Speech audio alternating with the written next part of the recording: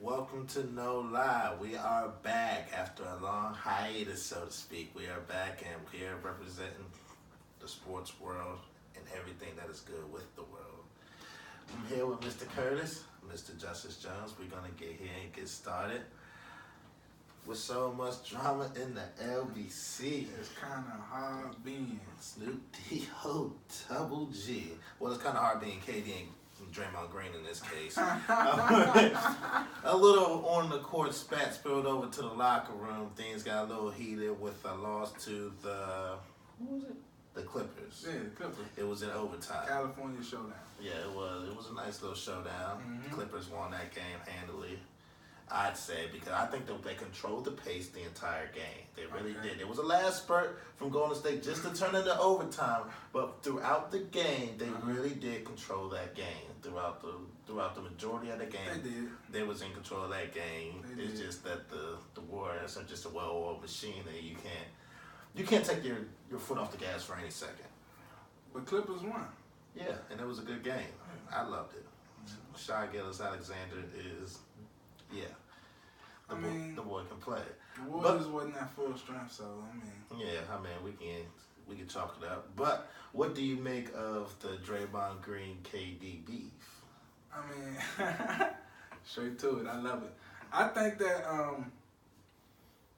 at the end of the day, Kevin Durant has to realize he came, even though he's arguably the greatest player. Him and LeBron are 1 and 2, and you throw Chef in there 1, 2, and 3, however you choose to swing it.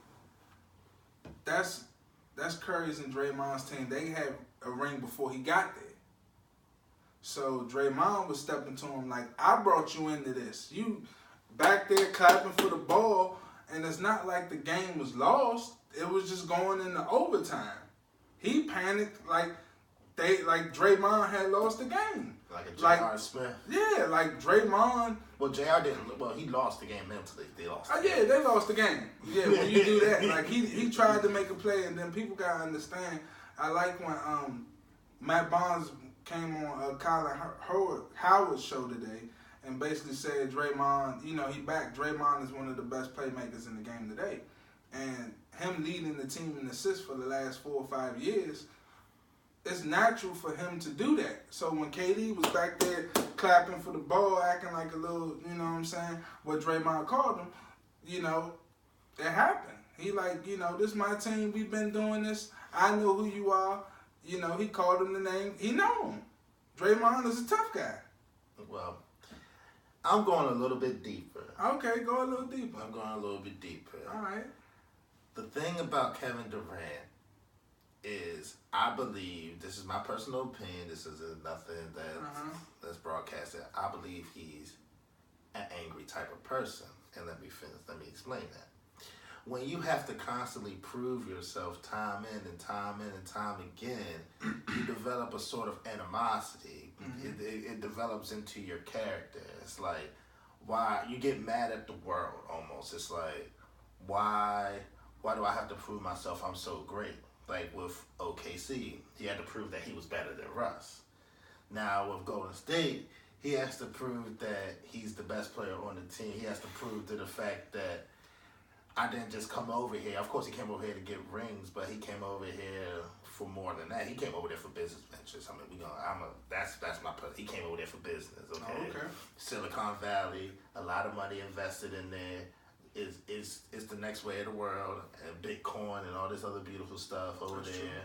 True. And you want to put your money in on there. Why don't you go over to the team that is right there with all your assets and things of that nature? Mm-hmm. So I think that's one thing. But also, Kevin Durant has to realize that until he gets his own team to a championship, all he's going to be regarded as somebody who hopped on for a ring. He will never get that full recognition of being a championship caliber player because of what he joined. He joined an already championship built team. I mean, he just added WD-40 to the tires. That's all he did. That's all he did. He added WD-40 to the tires, okay? They already won a ring without him, okay? They can do it again without you, unless you go and do an even dirtier Punk move and go with LeBron James in LA. I can't see him doing it. I mean, he could, but I mean, I agree to you to a certain degree, but I think that Durant got a little big-headed because when he first got to Golden State, he was humble. He wasn't, now that Curry's been out, they've been leaning on him a little bit. Kind of disagree. He been getting a little big-headed because when his first year with Golden State, he'd have never stepped to Draymond like that. He'd have never acted like that. He'd have ran down there like he should have did. Was Draymond? He seen Draymond's gonna push it. Draymond leads the team in assists. Trail him because Klay was in the corner. He was trying to get it to Klay, but he just couldn't get it to Klay at the time because it was great defense by the Clippers. No, but if he trailed him, I'll answer that real quick. Go ahead. If Kevin Durant would have ran the lane properly, they would not have converged on Draymond with the basketball. They would have had to respect Kevin Durant. Draymond would not have been in that predicament to get the ball stolen. That's what I'm saying. The thing about Kevin Durant, he's an isolation sensation. And at the end of the day, you go back to your roots. And that's what's basically happening right now. Draymond's like, we are a team game. Yeah. And Kevin Durant is a brand name. Yeah. So he's all about his brand. So he wants the ball, the game winning shot, brand. He plays a little different than the rest of them. Exactly. He doesn't. He's the piece that does not fit.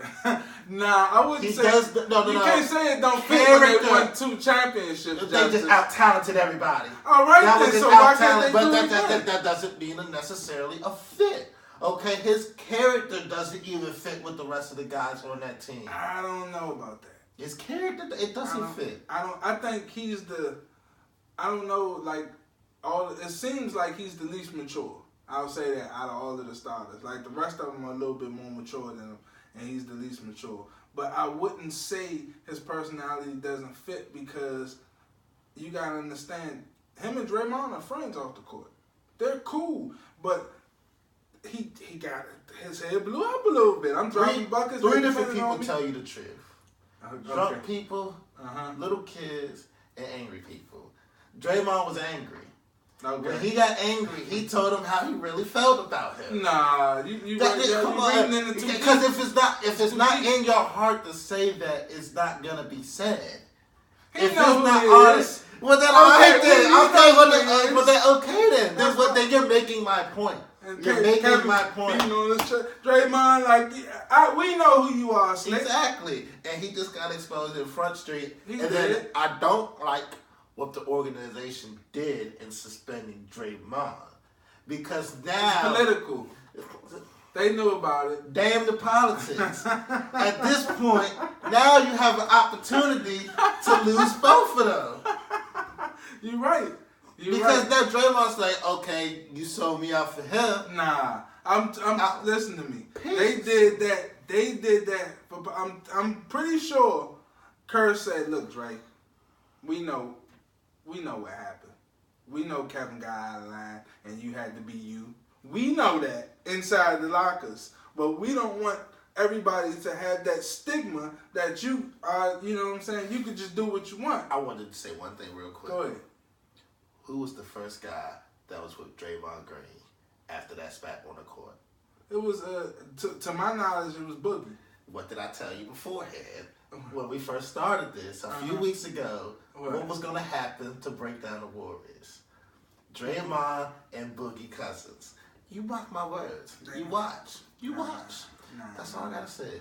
That's not, you got to understand. But see, on the team, you got to understand. Matt Barnes even came on and said he'd been on a lot of teams. He said Golden State has no ego. And Kevin Durant has ego. No, it's starting to come out. It was always there, but he hit it after those 2 rings. Now it's starting. That's why I said big-headed. His ego is starting to slip out a little bit, and my man had to G-check him. That's what that was all about. Everybody building it. It was really a G-check. He had to G-check him, We already got this. I am who I am. I'm going to do what I do. Just drop the buckets. If I'm going down there, haul ass behind me on the wing. I got Clay in the corner. We win the game. But you want to in the back court. Curry don't do that. When Curry see Draymond go down there, he trail him. And he should have fell in line. But like I said, that little thing inside Kevin that everybody knew was there, that was there in OKC, every now and then it leaks out. Do you think Russ seen that? And yeah, Russ seen that. Acted the way Russ acted. Everybody seen in the playoffs what broke them up. Russ was, I think, I forgot who they was playing. It might have been, it was Golden State. It was Golden State. He was running, they could not, I had no answer for Westbrook in the fourth. He was running down. He kept running. He was holding ass down there. Layup. Fly down there, layup. He was either a layup or it's a foul. They couldn't stop him. Durant ain't touch it. You seen Durant starting to pout a little bit. Waiters was still strapping defense. Steven, everybody else was locked in. Robertson, everybody else was locked in on D. Durant was a little mad. Then what comes down? 2 air balls from Durant to kill the momentum. And I love Durant. I'm not taking from him.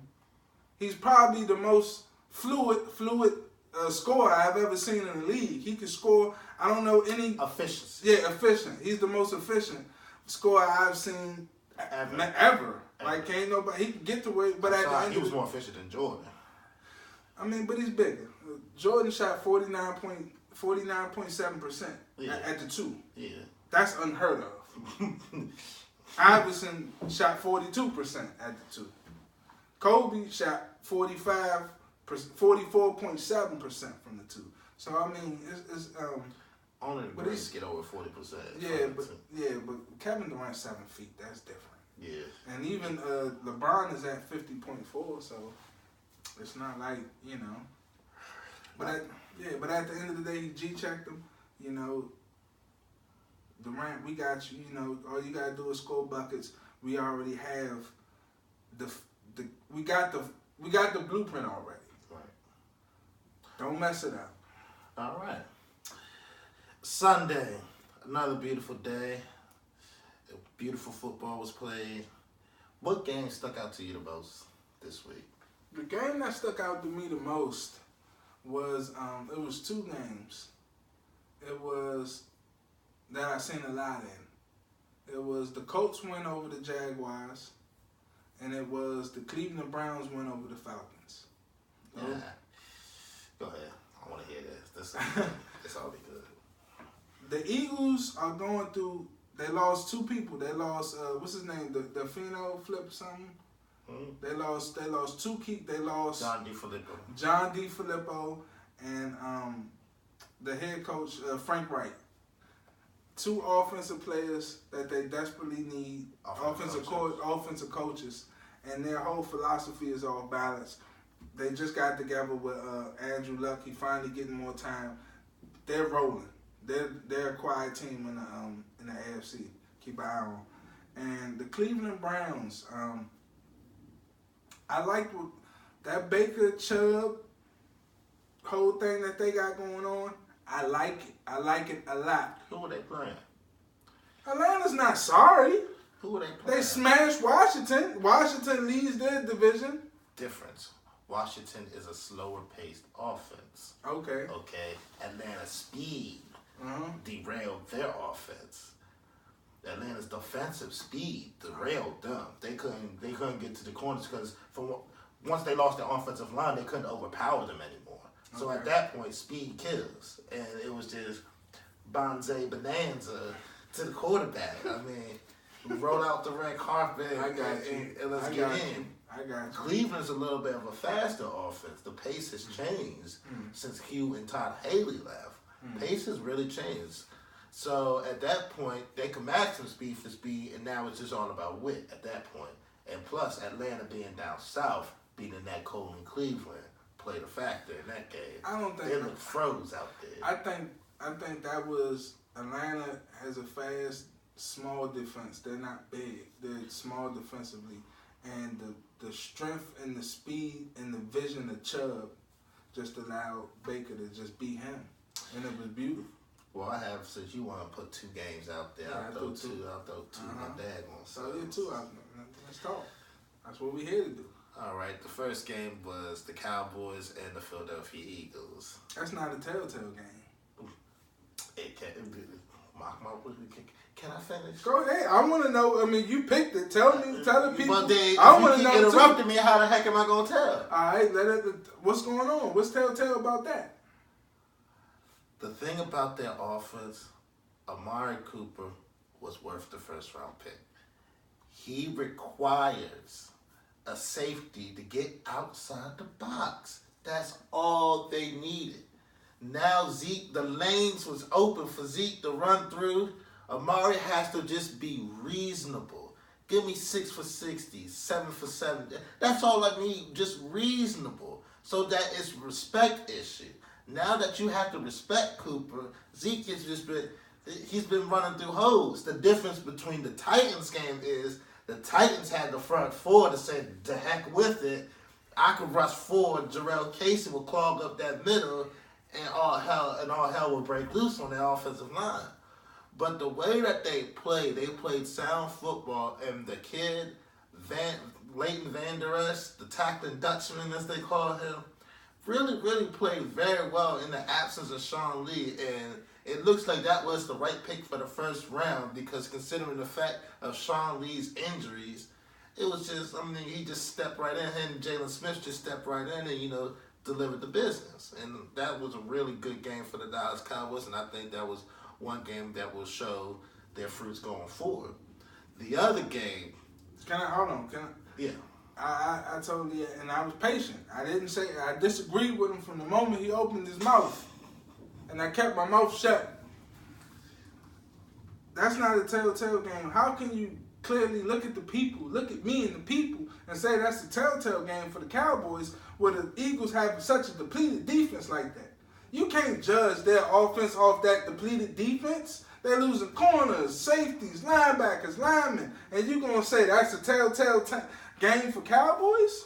Yes, it is. No, it's a confidence booster. No, it's not a confidence booster. Absolute. It's an absolute confidence booster. No, it's not. It's a high. It's a high. They hit it.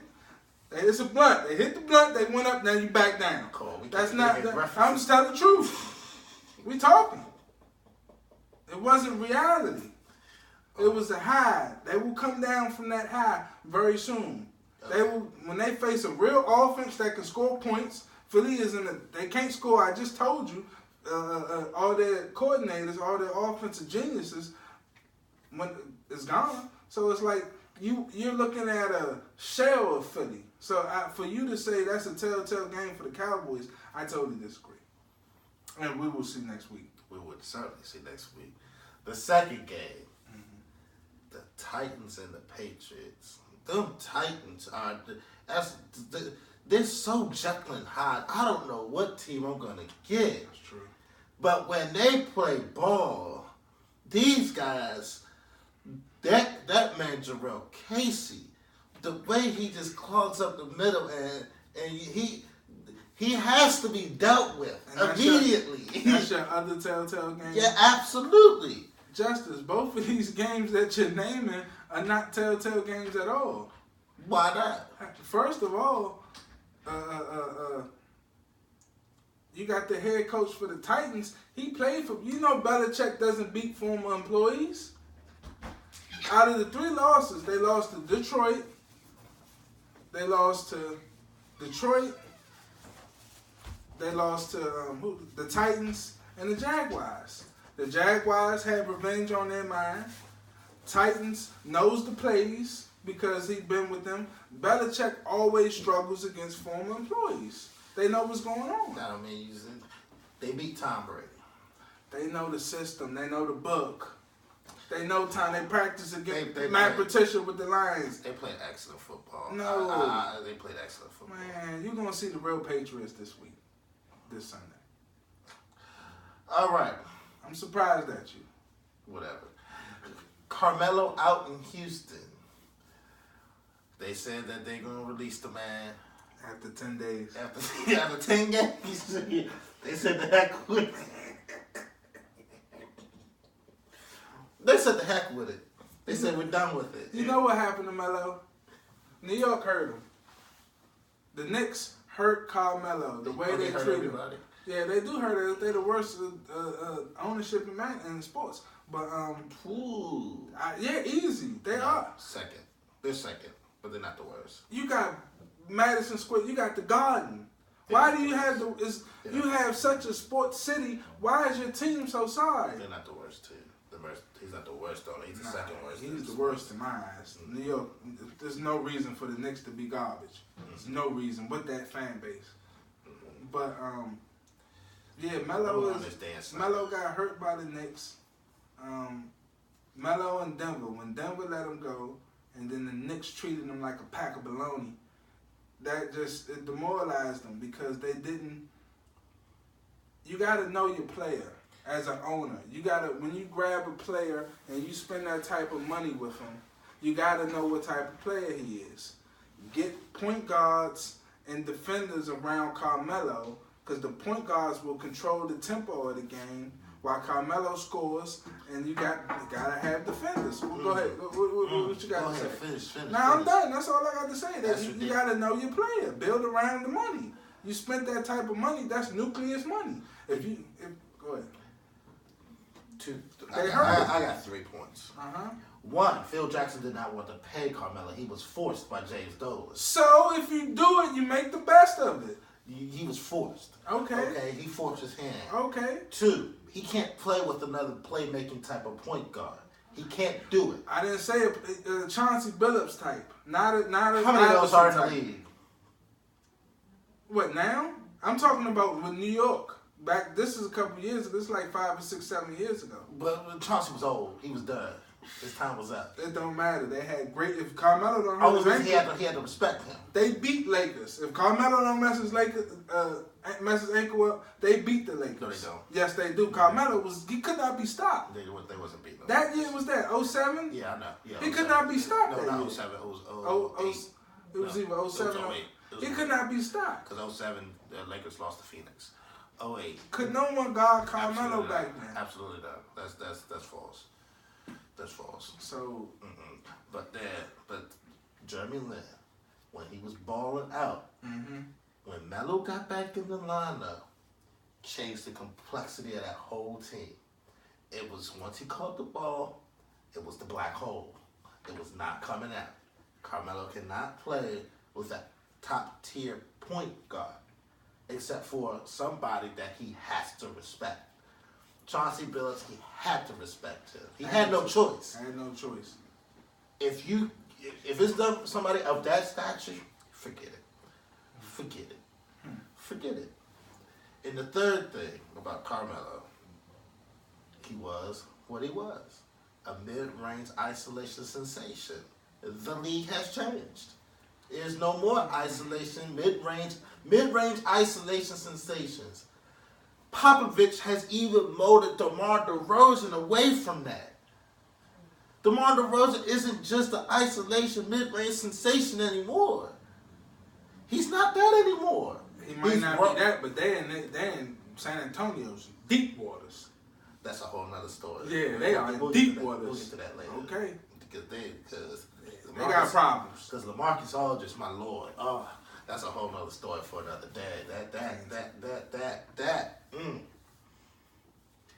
How do you forget the score against the Suns? I'm trying to tell you, LA, they got the wrong pieces. I mean, LA, San Antonio, they missing a lot of pieces. They don't have that core guy that they used to have, that core big man on the inside. They missing that very bad. And that Popovich has always had. All right. What do you make of the Jimmy Butler trade? Do you like that trade? I like it a lot.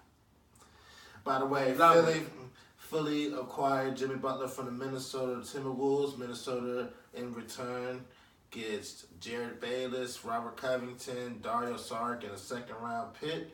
And the Timberwolves send over Mr. Jimmy Butler and late first-round pick, Justin Patton.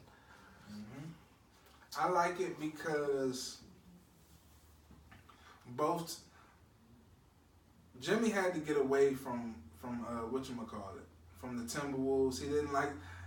Jimmy needs to be in a situation where he got people or pieces around him that are balling, he gotta have dogs with him. If you're not a dog, he's gonna call you out. Philly, Embiid, and Simmons already said he's yelling at him, he's pushing him, he's talking to him. You gotta get tough. And Philly, that's what they were lacking. Because with Boston and Toronto in front, you're gonna need a little bit of grit. You're gonna need a little bit of toughness. You're gonna need more than just talent. So he adds a different dimension to them. Brett Brown, I don't know what he'll do with them, but I think that move has definitely put him in a better place. And I like the move for Minnesota, because Minnesota, they finally get what they want. You got the headache out the way, and you really got a good player, a good underrated player, two underrated players, but I like Covington a little bit more than Sarge. Sarge got his game, he can stretch out, he can hit the four. Gotta evolve. Huh? His game gotta evolve. His game does have to evolve, but I like it. But I like Covington because Covington he's gonna be whatchamacallit type of guy. Because he's defensive. He's gonna be he's a Thibodeau type of player, so he fits right in. So they'll be okay. I'd like to trade. Mm-hmm. I would love it if they didn't have to give up Covington. If they didn't have to give up Robert Covington, it's perfect. It's perfect. Now you can compete strongly, and everybody in the East, you have some trouble. You would have, if they would have kept. They would have been hella high water for real. I would have gave up Fultz and said, "Gotta keep Covington." Fultz is nasty. A 6-man. You got Fultz coming up. Not too many guards can come off the bench. That's another story for another. Okay, you put it out there. I'm just telling you. Ain't too many of them can guard him. We'll get to that later. Okay. I got something for that later. Okay. But Jimmy Butler is what the Philly needed. Mm-hmm. What they really needed was a wing scorer. Last year in the playoffs, they had nobody that can create their own shot from the wing. Okay. Ben Simmons can't shoot. We all know. Joel Embiid needs to be on that block, getting busy. He could be always. Come on, man. I need effectiveness. Okay, of course. I'm looking for it too. I'm looking for effectiveness too, but at the same time, he can hit that three open efficiently. It's not like he's just. Does that benefit the team when he's out there? If that ball goes in the hole, yes, it does. No. Okay, what about floor spacing? What do you think that does to floor spacing? It leaves the floor open for Jimmy and Ben Simmons to penetrate. But if Embiid's in the lane, Butler has more room to operate on the outside. See, they didn't have a player that can go isolation outside, because if Embiid's out there and he shoots and he misses, I got you. Who's rebounding the basketball? That's fine. I'd rather live with that open. I can't live with in the regular season. I don't give a damn. And then you gotta understand in the playoffs. I need that glass. The glass has to be mine. But at the same time, having him out of between, I say Jimmy and Big Man, they can both shoot the three around the same. But I like Jimmy with the open space to go to the hole. I really like him going to the hole. So Embiid being out the way, Jimmy can just be the dog he wants to be. I think it's beautiful. We'll see. Then you still got Redick in the corner too. I understand so that, but that's spot up. But the thing about it, what I want to see a little bit more, but they'll probably integrate this as the season goes on. Mm-hmm. But if you're going to put Embiid out there, I got you. What I want is high-low Embiid Simmons. Okay, I got you. Give me high-low Embiid Simmons. I got you. Give me Butler and Redick on the wing. On the wings. And give me a rover, a dirty man. Give me Amir Johnson. Give me a dirty man down there to clean up the mess. I got you. So I can play high-low all day. I can switch them. High-low. Well, I can't even. But then the thing about it is, even if I switch Embiid low, then what I'll do is I'll have Ben wing out / while I have Butler on the top playing high-low with Embiid, because you have to respect it both ways. And this is also the beautiful thing. But see, with Amir Johnson, I don't know if Brett thinking like this, but if I got Amir Johnson in, I like Embiid taking the three because I got a proven rebounder over the years. Then if I don't have a man, if I got Wilson Chandler in, at the 4. Then I want Embiid more in the block because Wilson is more like a stretch 3-4. So I mean, he's a hybrid. Yeah, he's a hybrid. So keep Embiid in the block with Wilson. It's all about matchups. Yeah, at the end of the day, it will be matchups. And they have a lot of matchups that can prove a lot of problems at different positions. Right. And it's up to Brent Brown to put all that together to have all those pieces working. All right. That deal has been made.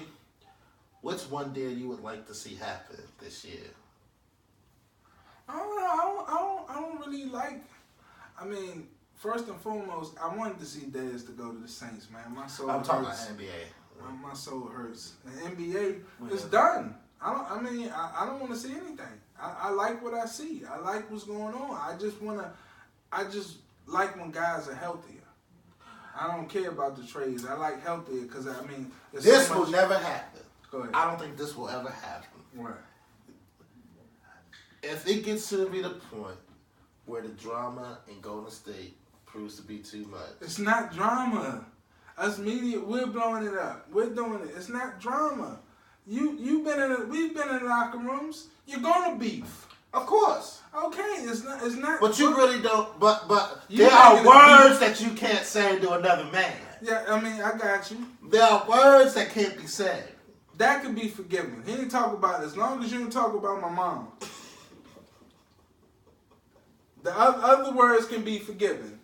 But as long as he didn't bring Mom Dukes the family in it, that's when blows have to be exchanged. But otherwise, I'm sorry, But, I mean, they know. You got to think.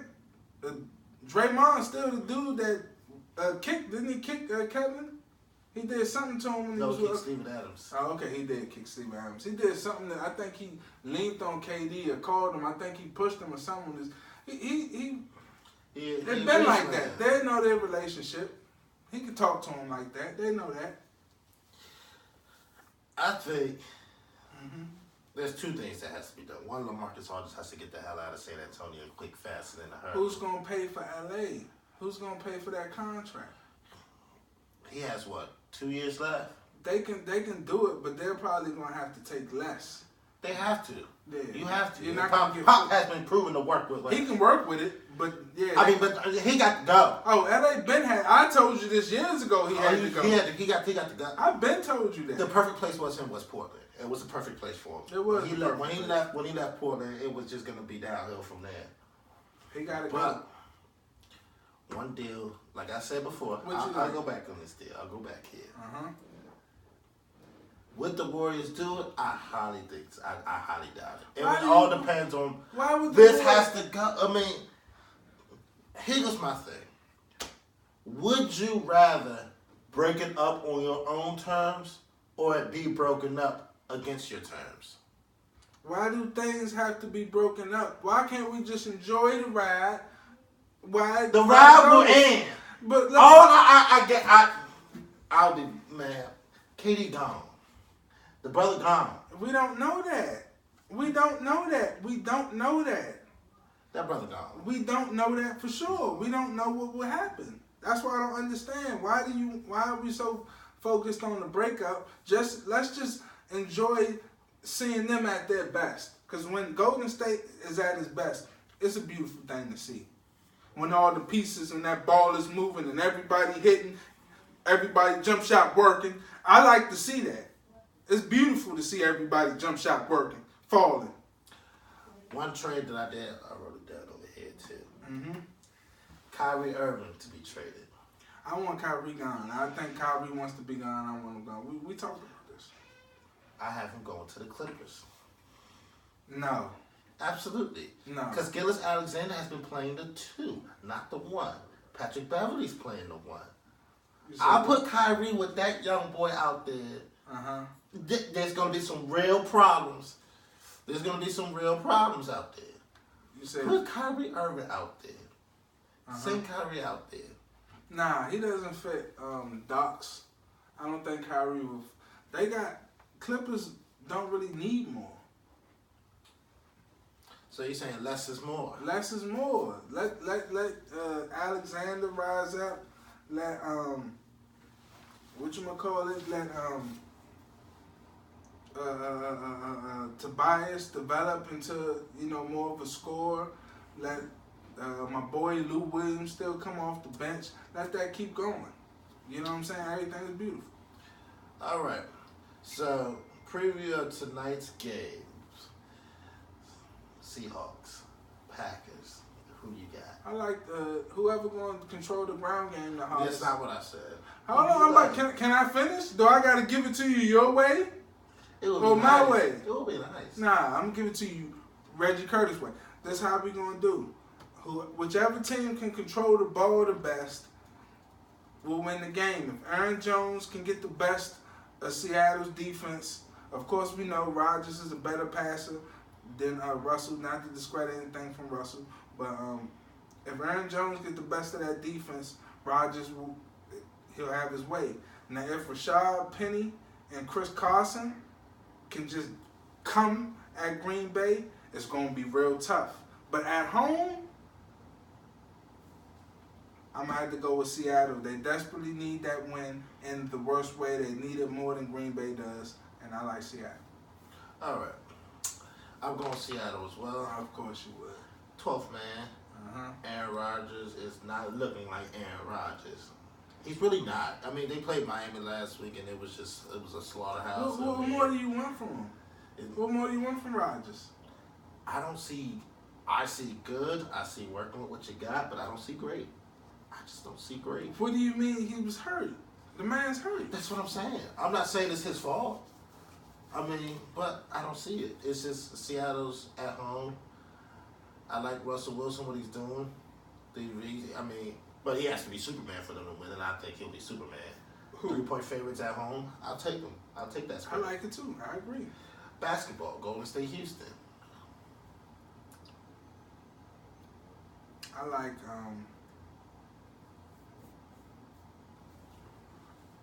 Golden State. Draymond's back. He's on a minutes restriction. Okay. They say that. That's what they say, quote unquote. I like Draymond. I like Golden State too. Houston don't play the lick of defense. See how he trying to throw the bait out at me. Go ahead. Atlanta, Denver, I don't think we should even this ain't even worth mentioning almost. Atlanta could play with them. Get out of here. Atlanta could, because Denver ain't been doing so hot lately. Atlanta could play with them. They're 9-5. Yeah. They're doing just fine. Okay. Atlanta could play with them. I mean, of course we're going to go Denver. Come on. But, I mean, don't be surprised. San Antonio and the Clippers. I'm going to have to go with this one. I'm going to have to go with San Antonio. I'm going to Clippers. Clippers are hot. They're hot as the fish grease. They are hot right now. They're gelling. Everything's working. It's beautiful. It is. I don't know. That's a good one. Okay. That's going to be good for tonight. It will be. All right, that's it for the NBA tonight. So, what do you make of Le'Veon Bell dropping off $14.5 million left on the table and said, "To hell with it"? I think he's high. This is the misconception about life and people have. They think philosophy. Yeah, I mean, Aristotle Curtis. If Aristotle, yeah, there it is, Aristotle, AC. Call me AC Curtis. Oh, hey, God. Here we go. Le'Veon Bell, if that's what he wants to do with his life, if that's what makes him happy, let the man do. We always want players and people to do the things we want them to do. And that's what's wrong with society. If he don't want to play ball this year, and he want to get high and do rap, let him do it. If that's his life.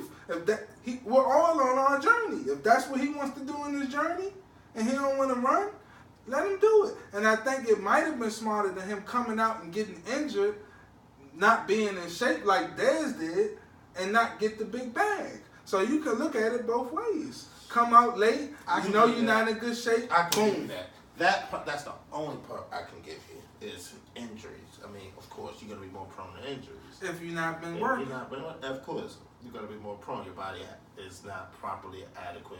Exactly. To the conditions. They've been banging for 12 weeks straight. You haven't been banging. I give you that. The only thing I say about it is, for one, I don't understand why you leave $14.5 million on the table. That's not coming back.